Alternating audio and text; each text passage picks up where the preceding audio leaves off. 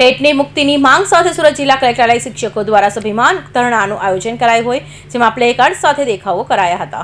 સુરતમાં ટેટ મુક્તિ માંગ સાથે શિક્ષકો દ્વારા સુરત જિલ્લા કલેક્ટર કચેરી સ્વાભિમાન ધરણા યોજી દેખાવ કરાયા હતા। શિક્ષકોના ધરણા દરમિયાન હાથમાં વિવિધ પ્લે કાર્ડ દેખાડ્યા હતા અને વર્ષો જૂના શિક્ષકોનો એકાએક ટેટ પરીક્ષા ફરજિયાત કરાતા રોષ વ્યક્ત કર્યો હતો। શિક્ષકોએ કહ્યું હતું કે આ નિર્ણય તદ્દન ખોટો છે। સરકારે તાત્કાલિક ટેટ પરીક્ષામાંથી શિક્ષકોને મુક્તિ આપવી જોઈએ। શિક્ષકોના જોડે અન્યાય છે। ટેટ પરીક્ષા પહેલા ફરજિયાત ન હતી, એકાએક કાયદો લાવવામાં આવ્યો છે। સુપ્રીમનો નિર્ણય શિરોમાન્ય છે, પરંતુ વડાપ્રધાન અને કેન્દ્રીય શિક્ષણ મંત્રી હસ્તક્ષેપ કરે તેવી માંગ કરી હતી। ટેટ ફરજિયાત કરાતા ભારતભરના શિક્ષકો પર તેની અસર પડશે, જેથી શિક્ષકોને તાત્કાલિક ટેટમાંથી મુક્તિ આપવામાં આવે તેવી રજૂઆત કરાઈ હતી।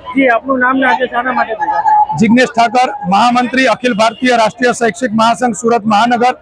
आदरणीय नामदार सुप्रीम कोर्टे जे चुकादो आपेलो छे 2010 पछीना तमाम शिक्षकोने टेट परीक्षा पास करवी फरजियात करेली छे, त्यारे एनो विरोध करवा माटे अमे आजरोज सूरत महानगरना आश्रे 1800 થી 2000 જેટલા શિક્ષક મિત્રો કલેક્ટર કચેરી ખાતે ધરણા પ્રદર્શન અને આવેદનપત્ર અર્પણ કાર્યક્રમમાં ઉપસ્થિત છે અને આદરણીય ભારત સરકારના વડાપ્રધાનશ્રી અને શિક્ષણ મંત્રીશ્રીને આજરોજ અમે આ સંદર્ભે હસ્તક્ષેપ કરવા માટે વિનંતી કરી અને આવેદનપત્ર આદરણીય કલેક્ટરશ્રીને અમે અર્પણ કરી રહ્યા છીએ।